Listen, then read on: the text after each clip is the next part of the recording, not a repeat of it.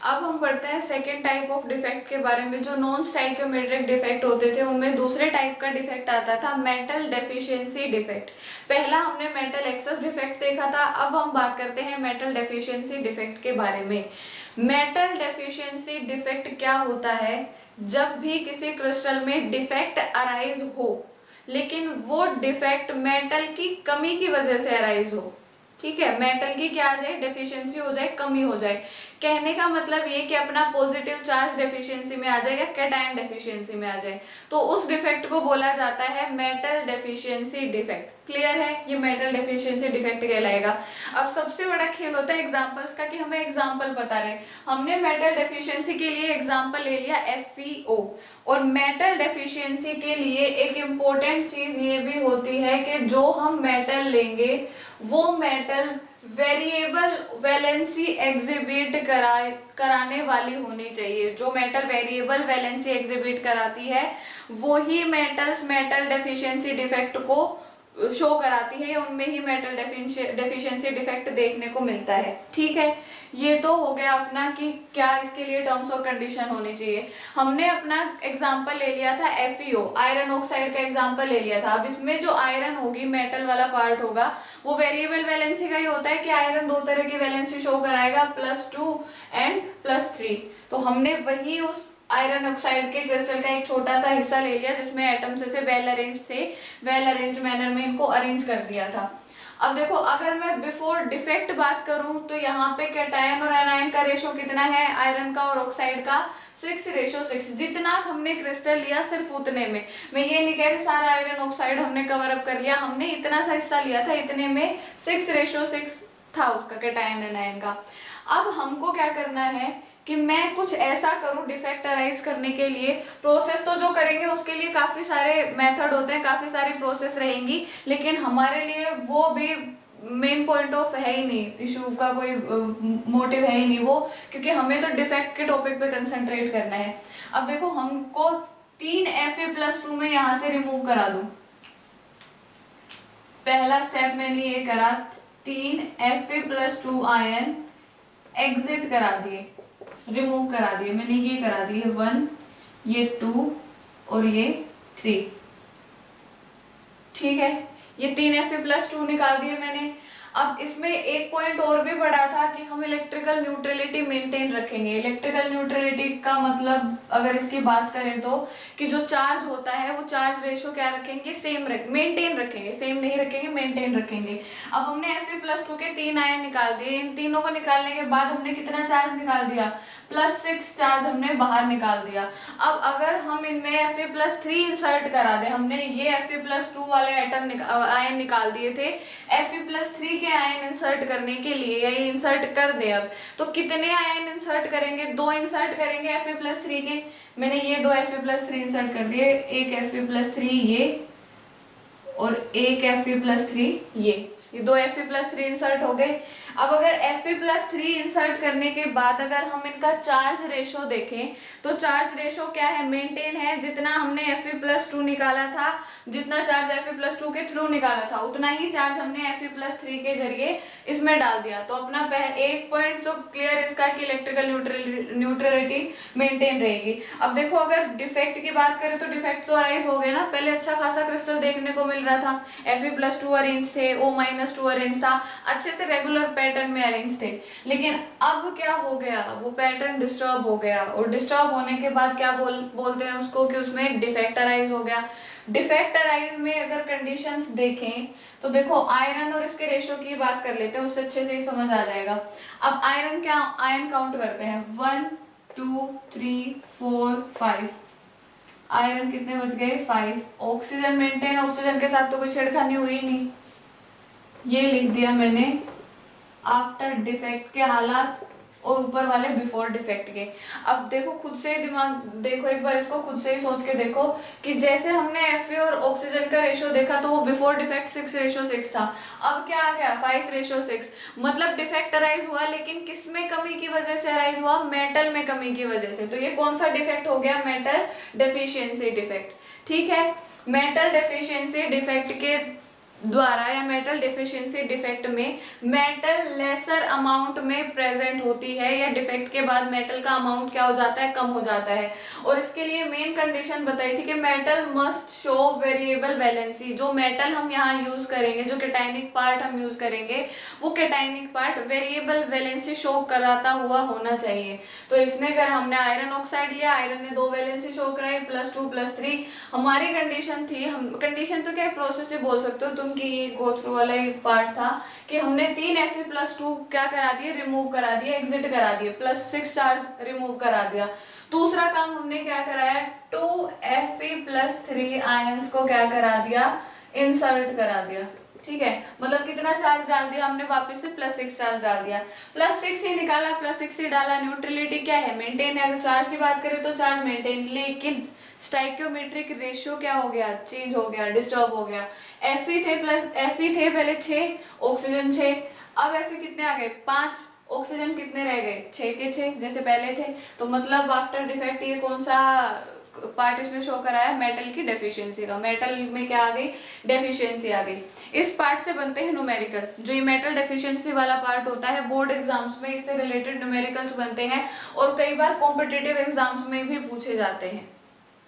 अब देखते हैं मेटल डेफिशिएंसी डिफेक्ट पे क्वेश्चन में तो सिर्फ आपसे ये पूछेगा, कोई क्रिस्टल का टाइप दे देगा कि ये ऐसा ऐसा अपना क्रिस्टल है, उसमें जो वेरिएबल वैलेंसी वाले आयन है उनकी वैलेंसी के अकॉर्डिंग उनका या तो रेशो पूछ लेगा या उनका अमाउंट पूछ लेगा। मैंने ऐसे क्वेश्चन खुद से ये ऐसे बना के लिख दिया, एग्जैक्टली मेरे को टर्म्स वो नहीं कर ली, मतलब मैथ्स में भी करे नहीं करे बुक से, तो मैंने वो क्रिस्टल का एक एग्जाम्पल लेके लिख दिया कि कोई भी क्रिस्टल है FeO जो मेटल डेफिशिएंसी डिफेक्ट एग्जिबिट कराता है। द कंपोजिशन इज Fe 0.96 और ऑक्सीजन का ले दिया 1, मिटी गया, ऑक्सीजन का ले लिया 1। Then calculate the ratio of Fe+2 and Fe+3 in this crystal. हमको कैलकुलेट करनी है Fe+2 और Fe+3 की रेशियो इस क्रिस्टल में। तो देखो मैं पहले क्रिस्टल को ही लिख लेती हूँ जो इसका कॉम्पोजिशन था। अपना था क्रिस्टल कुछ ऐसे, Fe 0.96 और ऑक्सीजन 1। अब मैं अगर इसको 100 से मल्टीप्लाई कर लूं तो अपना क्रिस्टल कैसा कुछ दिखेगा, Fe 96 और ऑक्सीजन 100। क्या कंप्लीटली ऐसे क्रिस्टल की बात कर लेते हैं, वो एक एटम के बारे में था, हम कंप्लीट क्रिस्टल का देख लेते हैं। तो अपना आ गया 96 और 100। अब अगर इस 100 का तो कोई इशू है ही नहीं, ऑक्सीजन ऑक्सीजन ऑक्सीजन -2 वाली स्टेट में ही रहेगा। But the problematic part is Fe 96। इस 96% Fe में अपने दोनों तरह के Fe इंक्लूड होंगे, Fe+2 वाला भी पार्ट होगा और Fe+3 वाला भी पार्ट होगा। ठीक है, दोनों इसी में है। हमें ये नहीं पता रेशो कैसे ही कैलकुलेट करेंगे, हमें ये नहीं पता कि ये कितने अमाउंट में प्रेजेंट है। अगर इसका अमाउंट पता लग जाए तो कोई प्रॉब्लम है ही नहीं, उसको फटाफट डिवाइड करो और रेशो क्या कर दो, उसका कैलकुलेट कर दो। अब वो अमाउंट कैलकुलेट कर लेते हैं, वो इससे भी सिंपल है। अब देखो हमें ऑक्सीजन का चार्ज पता है, आयरन का चार्ज पता है कि आयरन पॉजिटिव में है, बट वो +2 है, +3 है, वो चीज अपने को नहीं पता। बट ऑक्सीजन का कंफर्म है कि ऑक्सीजन का -2 ही है। तो ये ऑक्सीजन का जो -2 था, उस बिहाफ पे मैं ये बोल दूं कि टोटल पॉजिटिव चार्ज इस क्रिस्टल में कितना हो जाएगा, एक ऑक्सीजन पे -2 और 100 ऑक्सीजन है अपने पास, तो 100 पे कितना आ जाएगा, -200। अब मेटल डेफिशिएंसी डिफेक्ट को शो कराता है, एक बार स्टेटमेंट को पढ़िए, क्वेश्चन इससे भी अच्छा लिखा हुआ मिलेगा। तो मेटल डेफिशिएंसी डिफेक्ट को अगर शो करा रहा है तो एक बात तो तय है कि इलेक्ट्रिकल न्यूट्रलिटी क्या रहेगी, मेंटेन रहेगी। मतलब जितना अपना नेगेटिव चार्ज उतना ही अपना पॉजिटिव चार्ज। तो अपना सॉरी ये यहाँ पे नेगेटिव चार्ज था, तो नेगेटिव चार्ज तो आ गया अपना -200। अब इसका पॉजिटिव पार्ट कैलकुलेट करें, पॉजिटिव चार्ज देखें तो वो क्या आ जाएगा, ऑपोजिट, लेकिन इतना ही, ना इससे कम ना इससे ज्यादा। मतलब पॉजिटिव चार्ज आ गया टोटल +200 और नेगेटिव चार्ज आ गया टोटल -200। अब मेन कहानी शुरू होती है कि हमें पॉजिटिव चार्ज पार्ट से काम है, नेगेटिव का तो हमको ये कैलकुलेट करने के लिए देखना था, अदरवाइज नेगेटिव का कोई अभी ऐसा सच रोल है नहीं, हमें पॉजिटिव चार्ज देखना था। तो पॉजिटिव चार्ज को भी मैं क्लासिफाई कर देती हूँ अलग अलग।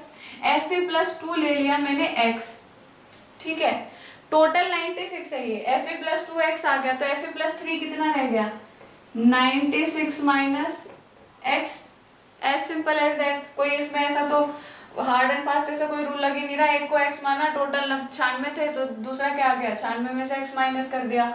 अब देखो ये टोटल करके इस टोटल के बराबर रख दूं तो कोई बड़ी बात नहीं, कोई ऐसा रॉकेट साइंस नहीं लगाई इसमें। तो जो चीज थी और जो थी दोनों थी को बराबर रख दिया।